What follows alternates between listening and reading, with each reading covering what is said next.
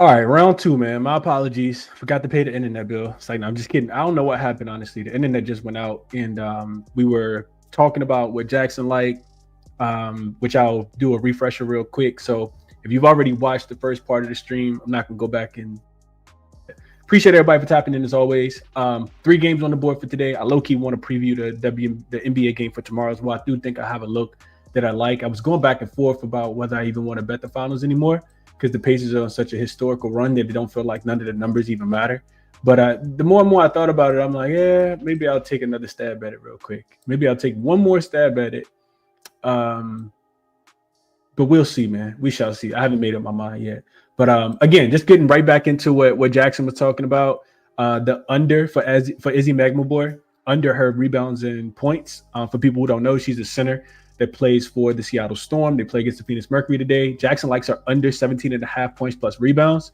And minus 130 on Caesar says that she's gone under this number, averaging just 11.5 combined points plus rebounds in her two matchups so far against the against the Phoenix Mercury so far this season. And then Jackson also like Ariel Atkins over her 3-point prop, which is juiced. It's minus 148. So if you want to use it as a parlay piece, or if you don't mind playing the minus 148, but it says that Bet Rivers has the best line. I would definitely double check that.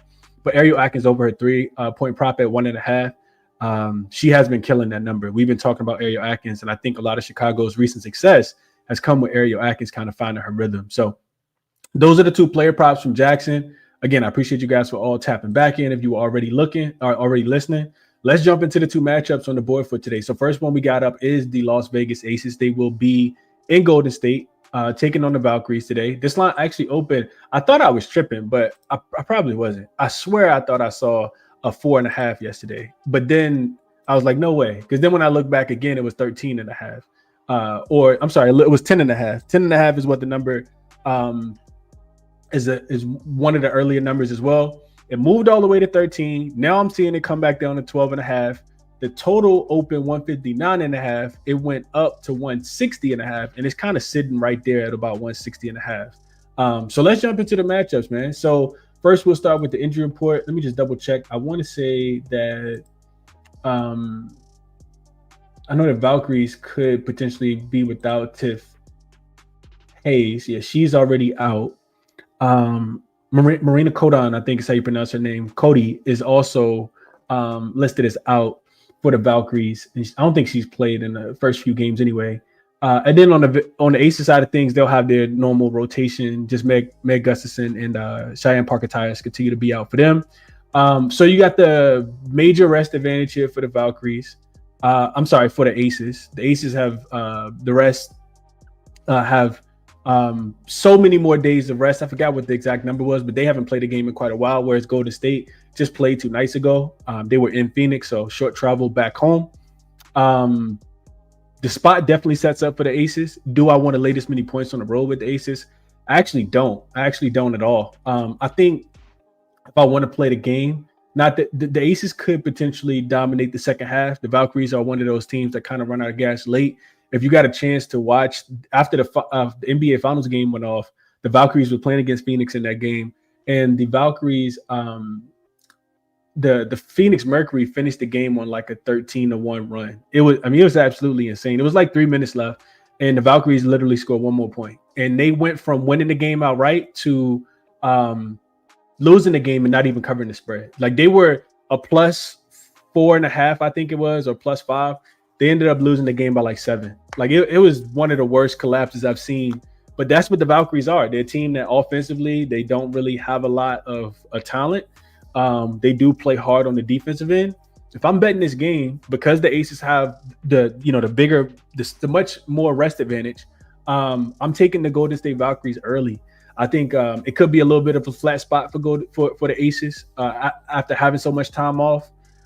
They know that the Golden State Valkyries are an expansion team. They know that this team is not necessarily, one of the top teams and projected to be one of the bottom teams in the WNBA this season. And we've seen the Aces play around with their food a couple times, right? The most recent time was a game that they played a couple Fridays ago when the Washington Mystics came to town. And the Washington Mystics were without Shakira Austin. Brittany Sykes ended up getting ruled out in that game as well. And they needed a game winner from Jewel Lloyd to win that game. When I go over and I look at Money Baller real quick, I'll show you guys this. when I go over and look at Moneyballer, one of the things that jump out to me is if we look at this specific matchup, if you want the Valkyries, because they're a young team, you typically want them early, right? So here is the ATS record for the Valkyries. Oh, I'm sorry. All right. Here's the ATS record for the Valkyries in the first half. They've been a really good first half team, but like most teams that don't play well, that just aren't good, they can struggle specifically in the first, as the game goes on. So I think the Valkyries getting 7.5 points is the number that I saw. Is probably the best play. I think they can keep it within the margin early in this game, and then potentially, run out of gas late, which is what we saw in their last game as well. You see them 5-1-1 against the number in the first half as home dogs. They're 2-0-1 against the number in the first half. I mean, this was a team that just had a lead. The last time they were a home dog, they were playing against the Lynx. The Lynx one of the only two undefeated teams in the WNBA, and they had a lead at the end of the first half. I think that they could come out and put up a fight in the first half as well. I only want the Valkyries in this game early. First half plus 7.5 is the number that I just saw that you could get. That would be my recommendation for this game. As far as player props, no idea what to do with them in this game. The Valkyries are a team that's very, very inconsistent. I don't really know what to do with player props from the Valkyrie side. As far as the Aces, the Valkyries have been a good rebounding team. I think A'ja Wilson could still have a really good game. I think the Valkyries will probably try to slow the pace down in this one, even though they've been playing a little bit faster as of late. So maybe a look towards A'ja points prop. She is the most consistent player on this Aces team, and I don't really think the Valkyries got anybody that can match up with her. Although Timmy Bagley is a pretty good defender. I tip my cap to Timmy because she is a pretty good defender. Let's see. What up, Big Mark? JFX says, I'm kind of liking the Valkyries today, Chris. They kind of remind me of the Blazers. They play hard, never quit, but never seem to win. That's a pretty good comparison, man. That's a pretty good comparison. They do play hard. They definitely play hard. And at home, they play even harder, in my opinion. James says, terrible loss for Golden State Valkyries, up 8, lost by 9. You don't see things like this a lot. James was watching. All in 3 minutes. That's a fact. JFX says Aces have been the same since Plum. Haven't been the same since Plum left, in my opinion. I mean, the Aces are coming off a really big bounce back win, right? The last time that they played was last Sunday, and they beat the Seattle Storm in that game.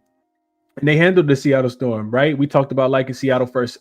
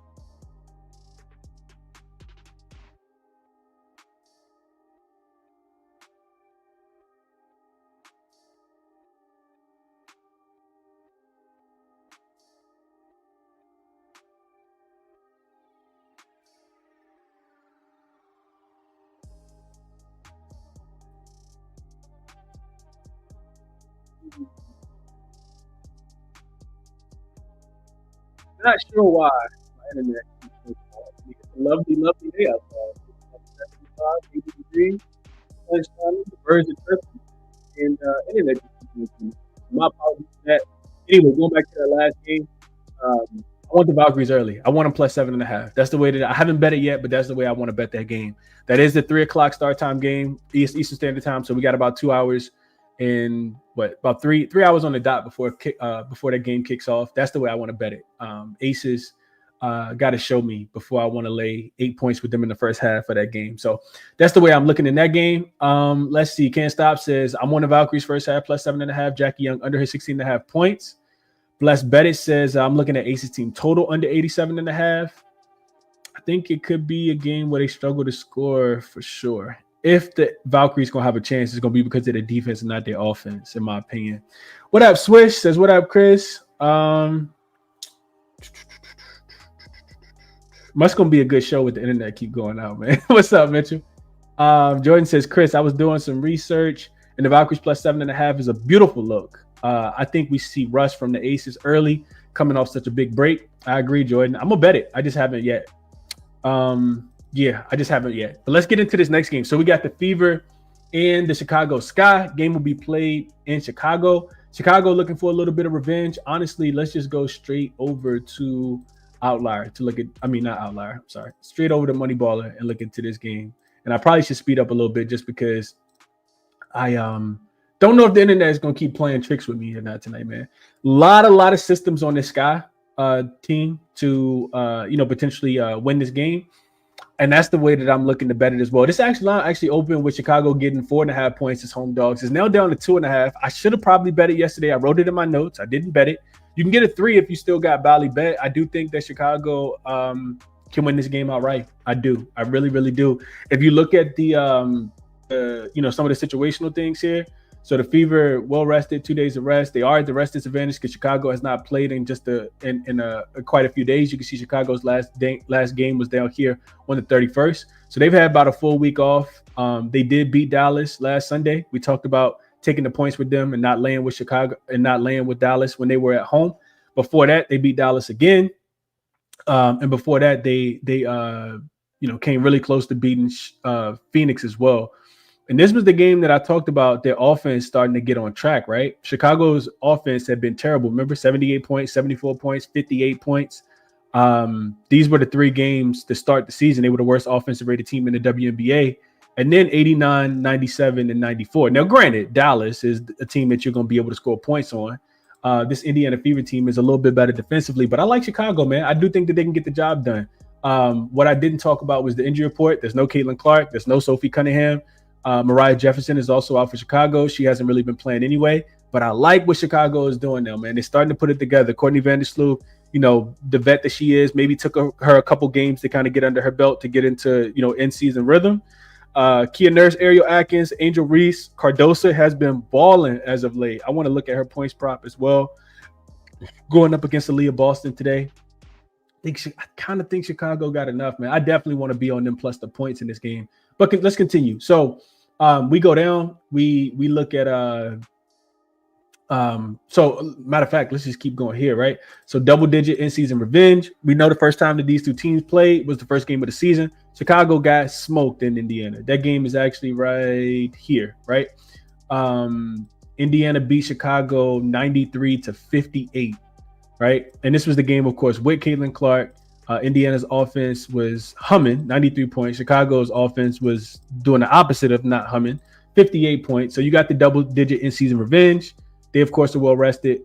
It does say they're coming off a win as a dog, as a letdown. But like I said, I think Chicago starts to get it together now. It says fade rusty teams off of 4+ day rest. So this is on the Sky as well. Fade team back teams off of more rest and has more rest in the upcoming game than their opponent as well, which you can see. Both of these teams don't play again until the 10th. Chicago Sky play against New York, and Indiana goes into Atlanta in their next game. Both of them play again on, I think that's on Monday. On Tuesday, I'm sorry. So a lot of different things on the Chicago Sky. And like I said, that's the side I want to be on as well. Now, if we come down here and look at it, right, of course, you got to take these numbers with a grain of salt because Indiana has been a team that's been playing with Caitlin Clark for pretty much about half of their games. And then I think the last 3, they haven't had her. So offensively, they are better. Defensively, they are better.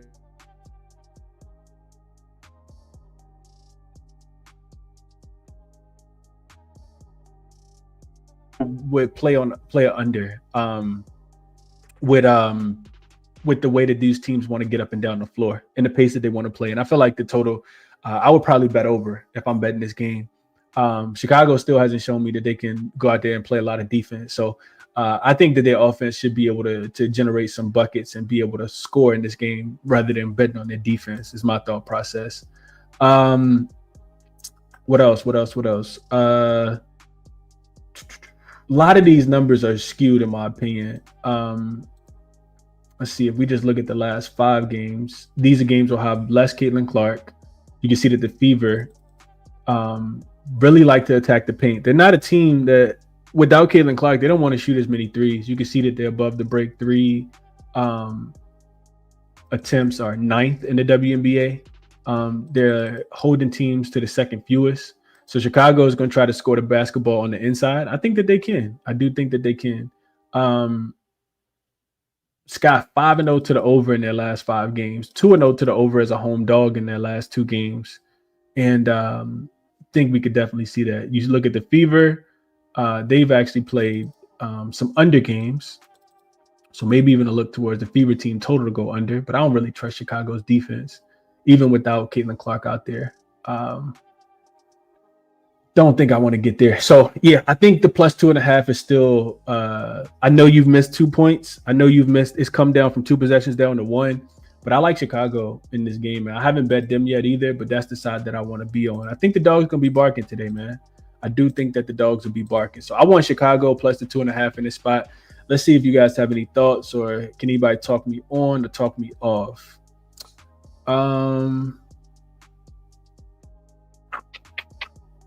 Let's see. Did take Vandersloot over her 17.5 points and assists, Switch says. Okay. Switch says, oh man, we're gonna have a good night. YouTube trying to stop my, yeah, they absolutely are, man. I don't even think it's YouTube though. I think it's my internet, which is crazy. JFX says Sky 1-1 at home, Fever 1-1 on the road. Russian roulette, anyone? Yeah, I want the dog, man. I wish I would have got the 4.5, like I wrote in my notes yesterday, but I did not. So I agree with the line coming down though. Let's see. The team total for the Chicago Sky is, the Indiana Fever is 83.5. I do kind of feel like they've been struggling to score as much without Caitlin Clark. If I go in and just look at some advanced numbers without Caitlin Clark, I know that they did just beat the Indiana Fever. The Indiana Fever beat the Washington Mystics in that last game, but let's just go look at it real quick. So without Caitlin Clark on the floor this season, offensive rating goes from a 109 to a 101. Defensive rating with Caitlin Clark on the floor is a 101. Without Caitlin Clark, without Caitlin Clark, it's a 101. With Caitlin Clark on the floor is actually better, a 96. So they are plus 13 without Caitlin Clark. With Caitlin Clark, I'm sorry. They're a minus 0.01 in net rating without Caitlin Clark. So yeah, I think Chicago can get the job done. Kyle, you got the best of the number, man. Shout out to you. I do think that's a winning proposition. Sky plus 4.5. I like it. I should have bet it yesterday. All right. And if you've been watching the Indiana Fever play in their last few games, if we just go back and look at some of the box scores, they've been really featuring Kelsey Mitchell a lot, of course, right? They've been really featuring Aaliyah Boston a lot. Like those two are trying to, run this offense. Sydney Colston has not been doing anything elite in my opinion. She also was coming off an injury in that last game. So from a player prop perspective, I'm not sure where to go in this game either. The Mystics are such a Jekyll and Hyde type team too. Like they beat the Fever, and then without Caitlin Clark, they give up 85 points to the Washington Mystics in the to the Indiana Fever in the next game. But if we go back and look at the box score in that game, Kelsey Mitchell was the player who did it, right? She had 24 points. She shot 50% from the field in that game. So I'm not sure what to do with a player from the player prop perspective. I do think Cardoso could have a big game. We saw Kiki Irfin had 20 points and 9 boards in that last game against the Indiana Fever when they played earlier this week. But yeah, I think I don't know. We probably won't get DeWanna Bonner numbers stat props because she's coming off the bench, but she did shoot 4 for 12 and had 9 points. I think they're trying to let her do a little bit more, get a little bit more integrated into the offense. And then Aaliyah Boston has been not as efficient without Caitlin Clark. Only 10 points and 1 rebound and 4 assists in that last game. So take with that information, do what you want. Dom says, good morning, Chris in chat. Natasha Howard over her 5.5 boards. She finished with just 2 in the last game, thinking that it'll be a little bit of defense played and she'll bounce back. Couldn't talk you off of that, Dom. Best of luck. Standing on money said, okay, the best bet, Asia rebounds, Angel over her rebounds, Ariel Atkins over her threes. Thank me later. Solid looks. Ari McDonald had 5 assists, James says. Yeah, she has been, when I think about when I think about Kelsey Mitchell, I never think about assists anyway. So, I mean, she's gonna be the point guard out there, matched up against Vandersloot. And you're right, she had 27 minutes. She had scored just 7 points and had 5 assists in that game.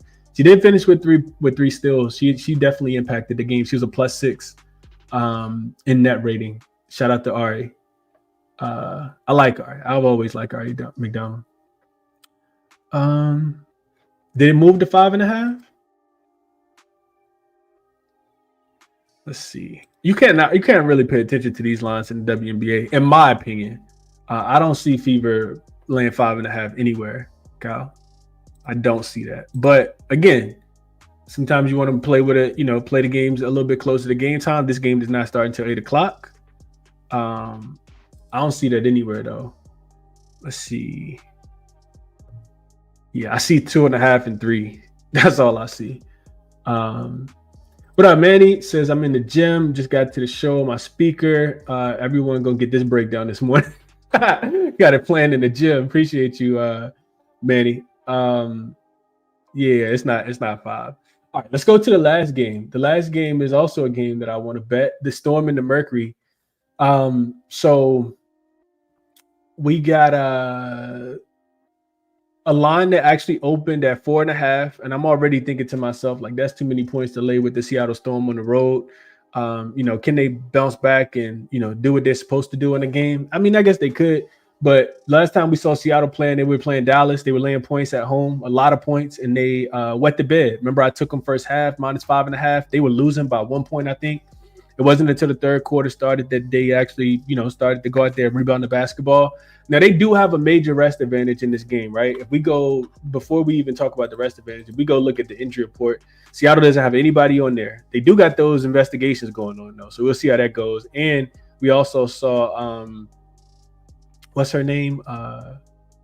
The tall Chinese center. I can't remember her name is. Urith, I think is her name. Request a trade from Seattle. Said they got too many bigs and she wants to be more vocal part of the offense. On the Phoenix Mercury side, they will still be without Kalia Copper, still be without Alyssa Thomas, still be without Natasha Mack. This team is very, very depleted, man. Satu playing big minutes. She was in foul trouble last game. It should be a Seattle spot. I just can't quite get there with Seattle, man. I've seen this team wet the bed too many times. So the way that I was looking at the game was either under, which this total has moved. They opened 157. It's down to 154.5, 155 on a couple books. So I was looking at either under or Seattle team total under, because as a favorite, the Seattle Storm offense never shows up when they're a favorite. They're 4-1 to the under this season, averaging just 77 points per game. The Mercury are at the rest disadvantage, but Seattle's offense isn't trustworthy, in my opinion. They've stayed under their team total and as a favorite in 4 of their 5 games. Now, we go back a couple of weeks ago when they were playing against the Aces, not last Sunday, when they were, when the Aces were in the revenge spot, but 2 Sundays ago when the Aces were laying 5.5 points, Seattle comes out there, scores 90 points, almost gets to 100 in that game. They were a dog in that game. Phoenix on the other side, they're 4-1 to the under as dogs in general. They've held 4 of their 5 opponents under their team total in their games as a dog as well. 2-0 to the under, and they've held both of their teams, the opponents under their team total as home dogs this season. Once again, the Storm, once against the Storm, and then once against the Minnesota Lynx in their most recent games for the Phoenix Mercury. I watched Phoenix have to battle back against the Valkyries the other day. That's a game they were losing. So Seattle should come in here and be able to win, especially with the rest advantage. Seattle's just not a trustworthy team, in my opinion. So I would only still be able to look towards Phoenix, maybe even first half, because as the game goes on, Phoenix could potentially wear down a little bit more. They are playing like 4 or 5 rookies, like 19 minutes plus. I just don't trust Seattle. I don't trust Seattle at all, but Phoenix could potentially run out of gas. So this is my least confident game, the game that I like the least. I don't want to lay with Seattle, though. I do not want to lay with Seattle. If we just take another short trip back over to Moneyballer, I'll show you guys some of the things that I was looking at yesterday with this game. So we go Storm Mercury. Well rested, two or more days rest for Seattle. Rest advantage. They do have in-season revenge because they did lose the last time, even though the Mercury already beat them as well. So these teams are 1-1. on the number. This says back road teams off a win with more rest. So it's a baller system that's actually on the Storm. I can't quite get there. Seattle could win this game, but we got to remember the Mercury do got the quote unquote, what do they call them? I can't remember the nickname that they call them, but they got the home crowd advantage. This is escaping me right now. The 6 man or something like that. I forgot what they call them, but if we look here, right, the Mercury are still a really good defensive team, 5th in defensive rating. They do play fast. Seattle plays fast, but their offense stinks. 7th in offensive rating. The Mercury's offense is falling off a cliff, right? Especially without having Alyssa Thomas out there recently. Defensive rating of offensive rating of 100, which is the 3rd worst in the WNBA. And we come down here, look at some of the trends, right? So we go to over under. Here the Mercury. Here are the Mercury. 0-1 so they're 1-0 to the under in the first half. Storm, first half, 4-1 to the under. The game, this doesn't have all of the updates that I shared with you guys as well, but I told you guys 4-1 to the under as a road favorite. So their offense typically doesn't play as well. Phoenix is also 4-1 to the under as a dog, and this is home dog right here. But if you combine all of their games, with them being at home, it's an under. Mercury also 5-0 to their first half team total under, which is interesting. So it should be an under type game. Like I said, I don't trust Seattle's offense at all in this game. And the player prop that Jackson shared on Ezzy is, I think, a pretty interesting look. So we'll go over the outlier really quickly. We'll look at Ezzy. It was her points plus rebounds that Jackson wanted to fade, 16.5. And you can see that she is actually under 1, 2, 3, 4. It's been close in all these games, but she is under in 4 straight games. She's under in 5, 6, 7 of her 8 games so far this season. If we go head-to-head matchup, she has gone under in the first 2. These are the first 2 games this season, just 10 and 13. So I think that's a pretty good look by Jackson. She had 8 points and 8 rebounds and no points in this game, 6 points and 7 rebounds in this game. So she has struggled against this team for whatever reason. Her points prop at 8.5. She hasn't gotten to that number. Izzy's been pretty disappointing, in my opinion, this season. I know, like you still got NECA, you still got Skylar Diggins. I just expected a little bit more from Izzy. Her minutes been kind of eaten away from, with Malunga playing pretty well. Pretty sure you can't even get Malunga props. Yeah, no Malunga props. But what's real quick, let's just look at Skylar Diggins. Skylar is listed at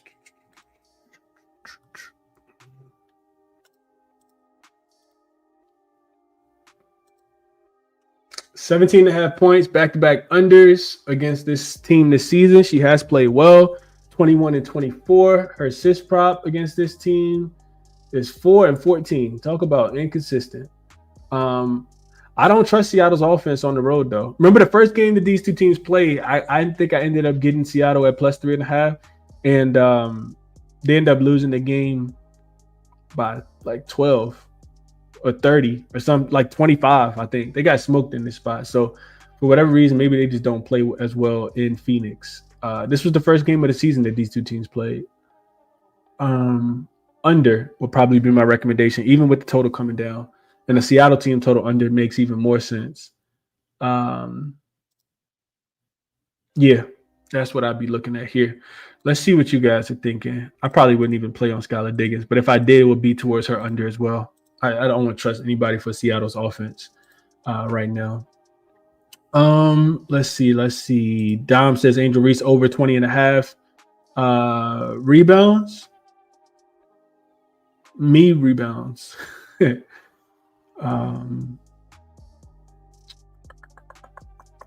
Malik says I'll split a unit on money line and over. I could not talk you off. Going back to the Chicago game. I like that. I like that look, Malik. Mercury has to be tired. I agree with that, James. I do agree with that, man. They should be pretty tired in this game. I still can't bet Seattle though. Maybe Seattle is the right side. I can't put my money on them. Can't put my money on Noelle Quinn. I'm with you, blessed. She's too soft-spoken for me, man. She is too soft-spoken. Switch says Satu over 22.5 points in assists. Scott under 23.5 points in assists. I think it's time to probably fade Satu, though. I know it's difficult to say. What I trust for Seattle, I trust their defense. I know the defense hasn't been playing that great recently. I trust their defense on the road. I don't trust their offense. Like that's what it is for me. Satu points is listed at 19.5. But you said points and assists. She's actually gone under in back-to-back games against Minnesota and Golden State. 19 and 15 in her last two games. She has played 24 minutes and 22 minutes. Her assist prop 2.5. She went under in two games back-to-back, and then she did get the 5 against Golden State. I'll probably be playing Satu under. I know that they don't have a lot of other players to, kind of like help, but I think Satu could struggle, especially if she ends up drawing like Gabby, Nneka. Like Seattle got defenders. I just don't trust their offense. X Factor. That's what it is, James. Appreciate you, man. The X Factor is the Mercury's crowd. What up, G421?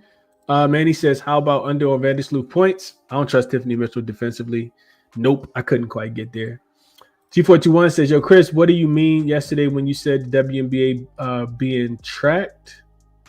I was just talking about the plays being tracked, G421, just the plays. Mark says he likes Satu rebounds and assists at 10.5. That was with AT, James. That was with AT. Says they're going to fill her loss tonight. I agree. I still can't lay 6, though. Veronica Burton aces over her points. So Veronica Burton plays for the Valkyries. What up, Q Media? Appreciate you tapping in. All right, so the things on my short list for today, because I haven't bet any of these games. Let me just double check, see if the line's still available. I like Golden State first half, plus 7.5. Let's see if that line is still available. It is still available on FanDuel. ESPN Bet got a minus 125 kind of juice. FanDuel got the best number, though. 7.5, minus 113. I like the Valkyries in the first half today. Chicago, I still want to be on Chicago. I think that they could potentially steal one at the crib today against the Indiana Fever. I don't want to back Indiana off a win without Caitlin Clark and now having to play again without Caitlin Clark on the road. Chicago also got revenge in this game, and they've been playing pretty good. So I missed the best of the number at plus 4.5, but I do think that they're live to win this game outright. And then Seattle, I would just probably bet on Seattle team total to go under. I was thinking, I considered first half under is 39.5, thinking that maybe I was overthinking it a little bit. But Phoenix's defense has been good. I don't trust Seattle's offense. Maybe Seattle turns up in the second half of this game and we just take Seattle's first half team total under. Best number I could find was under 39.5. I think that was available on FanDuel when I looked at it earlier as well. So I haven't made a bet yet, but I am going to place a bet in the W today after not placing any yesterday. About to go play some soccer with my son and then be back home in time to watch these games. Another thing I want to say just really quickly before I end the show is because there's so much variance in the WNBA, I kind of do think that it makes a lot of sense to have a smaller entry on some of these games. So I mean like playing at a smaller unit size to start the game. Like if you take something pregame, that way you can allocate some units towards live betting the game, because there are going to be spots that you find and you're going to be like, I know it's for me all the time. I'm, have a unit or 0.75 units on a play before the game starts. And I'm like, dang, I should have just waited. I could have got a better number. I don't want to double dip in the second play, end up hitting, right? So hopefully that makes sense. I am going to have smaller entries on some of these plays so that I can have units set aside to allocate for live betting, especially on a day like today when none of the games start at the same time and you can actually watch all of them. I'll watch all of them in their entirety, 3 o'clock, 8 o'clock, 10 o'clock. So if you guys want the looks that I end up making, especially the live ones, use the link in the description to sign up. They'll come to your email as soon as I end up making the play, sending them out. Best of luck on whatever it is that you guys are playing. Check out the resources that I use to handicap the games if you're interested in becoming a better handicapper for yourself. They're all linked in the description of the video.